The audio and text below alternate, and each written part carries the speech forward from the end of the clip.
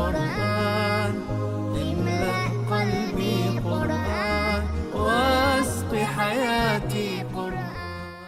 أعوذ بالله السميع العليم من الشيطان الرجيم. بسم الله الرحمن الرحيم. أعوذ بالله السميع العليم من الشيطان الرجيم. بسم الله الرحمن الرحيم. اللهم صل على سيدنا Muhammad وعلى آله وصحبه وسلم. Viewers at home, I welcome you once again to yet another episode of Nasfat Half Hour, a program that comes to your way in the month of Ramadan. Today, inshallah, we are looking at a very, very important issue, and this is misconceptions about Islam. And with me at the studio is our Imam, the acting chief missioner of Nasrullah Fatih Society, Fadilatul Sheikh Maruf Abdulaziz Onike. We are here together. He is going to enlighten us on this very important topic. Join me, inshallah, in welcoming our father, Imam Maruf Onike Abdulaziz. Assalamu alaikum wa rahmatullahi wa barakatuh. Fi asatum. Wa alaikum assalam wa rahmatullahi wa barakatuh.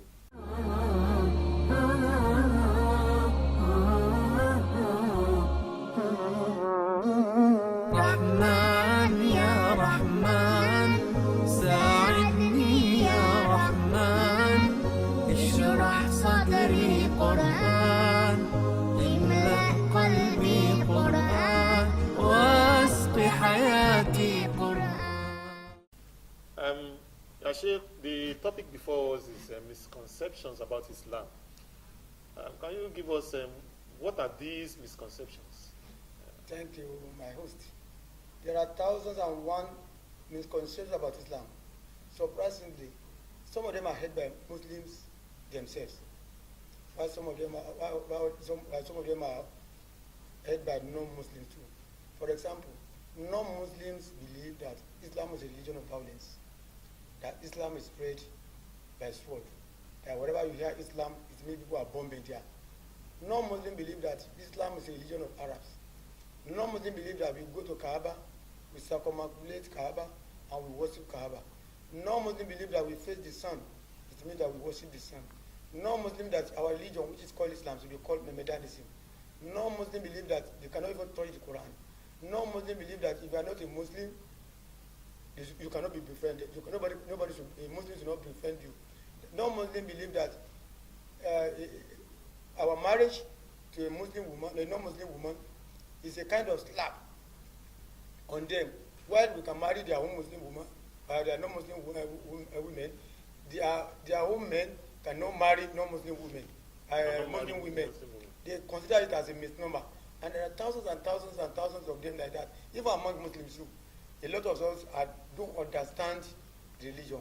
Most of us, we speak to the text instead of allowing the text to speak to us. Most of us, we take the letters of the Quran, hook, line, and sinker, instead of looking at the letter of the law and compare it with what the lawgiver intends. We just read it and we take it to be that, without relating to our culture, without relating to our environment, without relating to our situation. Especially the issue that borders the text that border on fatwa, that you need to use heuristic reasoning to get an opinion. The basic things, the basic issues that are solved by Qati Subut and Qati Dilala, Salat, Saum, Zakat, and the rest of it, they are clear. There are so many other issues. A Muslim, because we follow the letter, we don't follow the spirit of the law. We now say, okay, this is what you are going to follow, as it's a misconception. And that is one of the reasons why Islam is being bastardized, is being beaten here and there, and that is the essence of the need for people to be educated, the Muslims and non-Muslims alike. There are thousands and one misconceptions being held by Muslims and by non-Muslims as well, as I've initiated. Now, given the fact that even non-Muslims, Muslims themselves also have some misconceptions about Islam, I think we should look at why do we have these misconceptions. There are so many reasons for it, and I've mentioned it, that when they pick the Quran, they look at the Quran and they look at the surface meaning, forgetting that there are areas of specialization. You can't just pick the Quran and read it. A very good analogy It's like somebody who is suffering from malaria fever and now takes what we call a zongoyaro, ewe ewuro, ewe wara, ewe ewuro, so many types of leaves, and combine them together and take them as medicine. Those who have expertise, we know that you cannot combine this particular one, this particular leaf with this particular leaf with this particular root to get medication. The same thing in Islamic religious studies. We have those we call mufassirun, those who study Quran, those who understand the meaning of the Quran, those who know how to apply Quran to legal issue, those who know how to apply Quran to social issue, those who know how to apply Quran to critical issues. We call them mufassirun.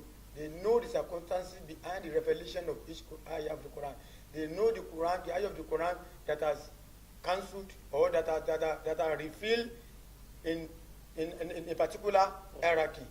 Like the issue of the facets of the alcohol. There are about 3 facets on alcohol. One was revealed when people have not got used to dropping alcohol. One was revealed when the thing was still getting reduced in them. Then one was finally revealed when they have imbibed Islamic culture. Look at progressive revelation of ayahs of the Quran. It is only those who study the verses of the Quran, the text of the Quran, that are called Mufassirun, that we know that. There are people that we call Muhaddithun, those who study Hadith. They know the kind of situation that the Holy Prophet was when he made a particular statement. Kamali, may Allah be pleased with him, gave clear 12 caps, 12 positions, 12 personalities of the Holy Prophet. Prophet, as when he was talking as a prophet when he was talking as a religious leader, prophet when he was talking as a military leader, prophet when he was talking as an advisor, prophet when he was talking as a counselor, prophet when he was talking just as an ordinary person, prophet when he was talking as community leader. And the hadith, the statement he made at every point in time cannot be applied generally. For example, when he was acting as a military leader and he ordered that hole must be should be dug around Medina because of to protect encroachment. If you are not a commander of Nigeria of an army and you are not using that particular hadith, you are missing it. There are areas of specialization in Islam, and you go to those who are specialists in that area for you to get enough knowledge to get clear understanding of that particular issues. And that's why I said a lot of Muslims don't even understand their religion. Once they see a scholar, they go and meet that scholar and they ask the scholar to educate them. The non-Muslim, some are doing it deliberately, some are doing it out of ignorance, that, okay, I don't want to touch Islam. Islam is bad. They don't care about Islam. Instead of seeking education about Islam, instead of seeking knowledge about Islam, instead of knowing what Islam entails. And unfortunately for some of us, we don't allow them to read our Quran. Whereas, what they usually quote, you don't touch the Quran except you are pure. It's not referring to this Quran. It's referring to the Quran in Lawul Mahfuz. If you ask them not to touch the Quran, how would they have access to Quran? How would they have access to Islam? If you ask them to read Quran, and what they read only is Muslims. And Muslims in their area, they don't behave well. You're going to have problems. And that will take me to where we have misconceptions in Islam. One of the causes of misconception in Islam is the behavior of some of us who claim to be adherents of the faith. Our behaviors don't propagate Islam. Our behaviors don't invite people to Islam. Our holy Prophet Muhammad sallallahu alaihi wasallam was referred to, was nicknamed Al-Amin, even before prophethood. That was why when he became a prophet and invited people to come to Islam, a lot of people embraced Islam because they have known his character, they have known him to be a very straightforward person, they have known him to be a very sincere person, they have known him to be a trustworthy person. One of the causes of misconception is the behavior of some of us who claim to be Muslim. Those who are non-Muslim will know the Quran because we have even stopped them from reading Quran. Some will say don't read Quran, read part of it. If I can read part of it, I can read all. Because Quran was called Quran before the end of Revelation. When Allah revealed Yasin, Wal Quran al-Hakim, Toha, he had not completed the revelation of the Quran before he called it that name. It means if you pick a page of the Quran, if you pick one verse of the Quran, if you pick a chapter of the Quran, you have picked the Quran. Qul Allah Ahad, Surah Yasin, Surah Al-Baqarah, they are not different from one another. They are the same Quran. The only thing we tell non-Muslims is to advise them to hold Quran with reference, to hold Quran with respect, to know that when they are holding Quran, they are holding the word of Allah. But to say that they cannot touch it, it means you are discouraging them from reading the Quran. What do you say about the Arabs, who is a non-Muslim, and they want to read Quran, and the only language you understand is Arabic, and you are now saying that you know the Quran? How will they have access to information about the Quran? One of the causes of the concern about Islam is the behavior of some of us who don't portray Islam very well, who don't propagate Islam very well, due to our lack of understanding or due to our deliberate superiority complex, that we know it and we can do whatever we like. May Allah continue to guide us aright.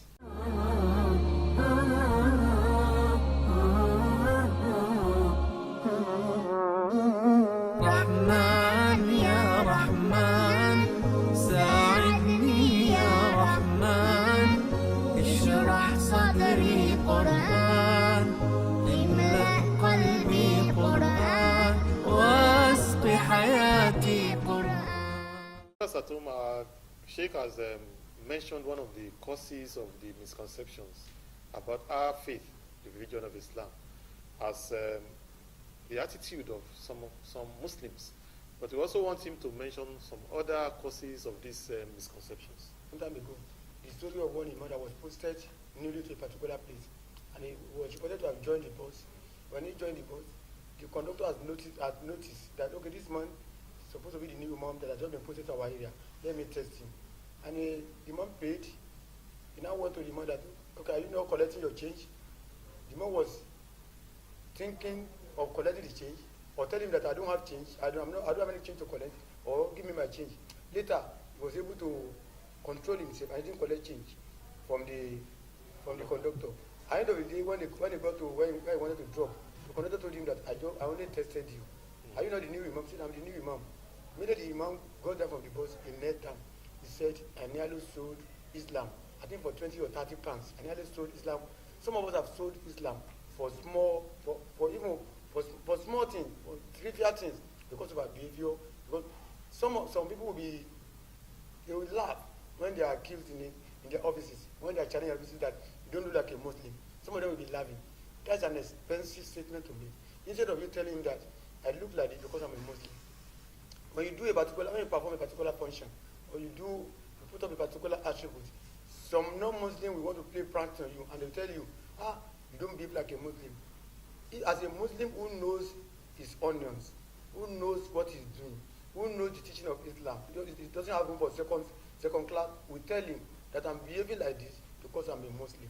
Because our Holy Prophet ﷺ, perfect, according to Rasulullah, Allah said, you're going to get the perfect example, the paragon of virtues, the model in Prophet sallallahu alaihi wasallam. Allah never described the Prophet with his riches. Allah never divided the Prophet with his knowledge. He said, you are the best person ever created. Our Muslim brothers and sisters, to propagate Islam with their behavior, before propagating it with the scripture. May Allah assist all of us. Another thing that is causing a lot of negative press, a lot of negative attraction, a lot of negative comments on Islam is the behavior of some of the scholars. Especially in Lagos now, everybody who has attended maybe 8 years or 6 years Arabic and Quranic school, you call himself a scholar. A lot of people are not even qualified to convey fatwa, not talk of making fatwa. Somebody asked in our mosque some time ago that who are the people that are qualified to make fatwa? Very few people, even like myself, I'm a student. A lot of people are not qualified to issue fatwa. A lot of people are not qualified to even convey fatwa. There are two things: making fatwa, conveying fatwa. For you to make fatwa, there are level of knowledge, there are level of erudition, there are level of scholarship that you are expected to. Even if you are a professor of Islamic studies, if you are not an usulist, if you are not an expert of usul fiqh, that weakness, that lacuna will be there. When I said, for you to become a scholar in a particular area, to be an expert in a particular area, they said you must know more and more about that particular area. And that's why an expert is defined as someone who knows more and more about little and little. For example, if you go into medicine, you read medicine, you can't say because you are a medical doctor, you are an expert in all fields of medicine. You need to go back and specialize either in gynecology, pediatrics, or ophthalmology. If before you can be called a specialist in that area. But unfortunately, most of the scholars will claim to know every aspect of Islam, and they are promoting ignorance. They are creating problem for Islam. They look at Islam, they look at the Quran, they look at the text. Based on their understanding of the text, they will give judgment. Based on the understanding of the text, they will issue fatwa. Based on the understanding of a particular fatwa, they will import fatwa from another country, forgetting that fatwa is a function of time, is a function of space, is a function of context. You don't just issue fatwa. In Nigeria, there are cultures can come in if it comes to the issue of fatwa. You issue fatwa when the area when the text, the meaning and the implication of that particular text is not clear. Once it is a fatwa, it means a lot of things will come in. Imam Maliki, it was reported that he was asked about 72 or 73 questions. He kept on saying, La adiri, la adiri, I don't know, I don't know. It's a sign of humility to say that you don't know something if you don't know it. But most of our scholars, instead of saying, let me consult further, let me read further, come back with your question. And Prophet says, whoever says what I don't say, to prepare a seat in the hellfire. Most of our scholars are causing problem. When there's a particular book written by Dean Haiti, the one from Nigeria, Haiti, where the issues raised by Boko Haram are trust. About 30 or 35 issues were raised by them, and they were talking from the point of knowledge transmitted to them by the so-called scholars. Most of the things they have no basis in Islam. Our scholars are causing more effort for Islam than the good they are doing to Islam. There's nothing bad in saying, oh, you're asking me about the fast of the Quran. I'm not a Mufassirun. I can only give you the surface meaning of it. The in-depth meaning of it can be obtained from a Mufassirun. Before you quote any hadith, you look at the hadith, you see a multiple chain hadith, you see a single chain hadith, is it weak, is it strong? And that is why scholars need to have the knowledge of usul of fiqh.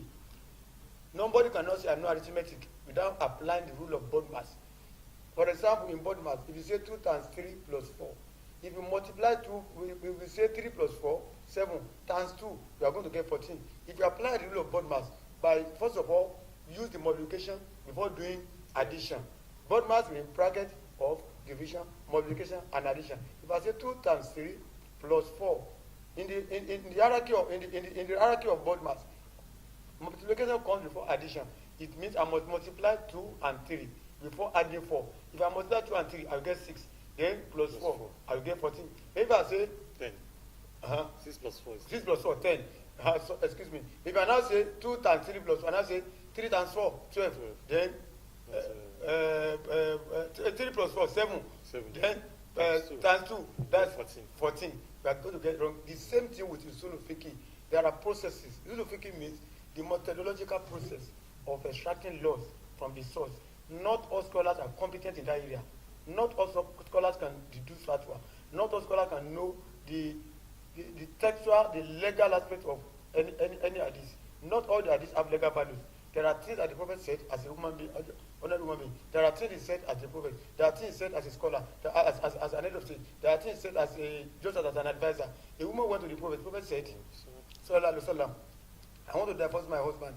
The Prophet said, don't divorce him. Stay with him. The woman asked the Prophet, are you advising me, or you are telling me the revelation? What the revelation? The Prophet said, I'm advising you. The woman said, I'm divorcing. And the Prophet allowed her to do so. A woman complained to the Prophet, Abu Sufyan. She said, my husband doesn't give me enough food to take care of my family. Prophet, having known Abu Sufyan, he said, go and take whatever you can take according to your culture. What is sufficient for you and your children, according to your culture, from his pocket. If any scholar who doesn't know hadith, doesn't know about hadith, just pick it and quote it, hook, line, and sinker, it's going to be causing a lot of uproar among families. What I'm saying in essence is that most of the people are supposed to be the promoters of Islam. Most of the people are supposed to be the marketers of Islam. Most of the people are supposed to be the proponent of Islamic teaching. They are causing more harm for Islam. And when they see them, they see the scholars are talking. Because he has gone to an Arabic and Islamic school. He has finished about 8 years of scholarship, 8 years of education. He's now wearing white shoes. He's now putting on white. He's now putting on his neck white. What do you call it? White scarf. Has become a scholar. And most of even the renowned scholar, Imam Musafi, will tell you, if you consult him, if you approach him for any opinion, he tell you, I feel I'm wrong. as long as I feel that I'm right. And I may be right as long as I feel that I'm wrong. May Allah let me see the truth through you. That is why every scholar should be careful. Every scholar should be cautious when he's approached to come and talk on Islam. If you don't have an expertise, you don't have enough expertise on a particular subject, tell the questioner, there's no science in it. There's no science about Islam. Tell him, I don't know this area. Most of our scholars, they speak to the text instead of allowing the text to speak to them. What I'm saying is this: if you pick any scripture, either Quran or Hadith, it is whatever you want to see there that you will see. It is whatever you want to see. If somebody steals now and they want to justify that stealing, you have someone to back it up, either in Bible or the Quran. If somebody lies and they want to back it up, he will say, he will quote out of the context. It is those who know the nitty-gritties of Quranic text, those who know the nitty-gritty of Hadith. Don't just pick an Hadith. The scholar will look at it. What is the chain? Is it a multiple chain or is it a single chain? What is the content? Does it run contrary to any Quranic text? Does it run contrary to common sense? What about those who are reporting the thing? What is their level of memory? Do they have retentive memory? Number 4, what is their character? Do they tell lies? If among the chains, each one of them used to have been found to have had questionable character, that this will be jettisoned. That shows the evidence, the step that people take before issuing a fatwa. What I'm saying in essence is that our scholars should empower themselves in the area of usul al-fiqh and maqasid sharia before they can say, okay, we want to pass judgment, we want to practice, we want to promote Islam. Otherwise, they are going to create more problems for Islam, and we think that they are solving some of the problems that we are having. That is another grievous problem, another common mistake, another greatest thing that is causing bad reputation, bad attraction, bad comment for Islam. May Allah continue to be with all of us. As one of the way out of these misconceptions about Islam, I would like you to comment on the view of non-Muslims about Islam. What should they do to be able to understand Islam better? There's something they call comparative religion. It's essential for every adherent of any religion. If somebody who reads about 10 literature books, you can't compare with somebody who reads one literature book. I want to encourage our Muslim brothers and sisters and non-Muslim brothers and sisters to read the scriptures, both the Bible and the Quran. Some of them have misconceptions about Islam, but by the time they have access to our scripture, they will know what Islam says. They will know what Islam preaches. For example, somebody will say Islam says Sharia is about cutting hand. You now ask him, where did you get the information from? He said somebody told him. Have you taken pains to read the text yourself and know that Sharia is not about cutting hand? Sharia is about general way of life of Muslim. Only the legal aspect of Sharia is just about very few aspects of Sharia. Even this aspect of Sharia that has to do with legal implication is even divided into 3. We have the Qisas, we have the Tasir, and we have Had. But when they have Sharia is about cutting of hand. A non-Muslim should take pains to read our scripture. They are nothing bad them from reading the Holy Quran. The only thing they need to know is that they have to hold it in reference. They have to respect the Quran. A non-Muslim will tell you that Islam is associated with violence because of his own knowledge, because of his own background, because of his own environment, without taking pain to study Islam. By the time he studies Islam, he will know that Islam thrives where there is peace. The country with the highest number of Muslims in the whole world, Indonesia, about 98 or 99%, they have never reported any religious war. There has never been any religious war, and most of them are Muslim. In Europe now, despite the bad image that some bad eggs among us are giving us, Islam is growing every day. A lot of people are referring to Islam. Islam is not spread by sport. Islam is spread by intelligence. Islam is spread by common sense. Islam is spread by reasoning. I implore our non-Muslim brothers and sisters to get close to our scriptures. Nothing bad them from it. It's not a taboo. You don't know how to do ablution. Umar saw his niece or his cousin reading Quran. Umar never did any ablution. What are you reading? You collected his CC from her. What are you reading? I was reading Quran. Read it for me. It was reported that the woman was reading Torah to Torah, and that was how Umar converted to Islam. Prophet will write letters to non-Muslim leaders, and he will write Bismillahir Rahmanir Rahim. In the name of Allah, the most beneficent, the most merciful. La ilaha illallah, Muhammad Rasulullah. You could write everything in it about, and we invite them to Islam, quoting from the Holy Quran, and they will touch it invariably. If non-Muslims do not have access to our Quran, how will they have information about Quran? The non-Muslims will study our religion and erase the mindset they have about Islam. رحمن يا رحمن ساعدني يا رحمن اشرح صدري قرآن املأ قلبي قرآن واسق حياتي قرآن. Thank you so much for having me and for giving the opportunity to express, to transmit the little knowledge that I have. Whatever mistake I've made in my presentation, I pray that Allah forgive me. And whatever good thing that I've said here, may Allah give me the reward and give the entire viewers the reward too.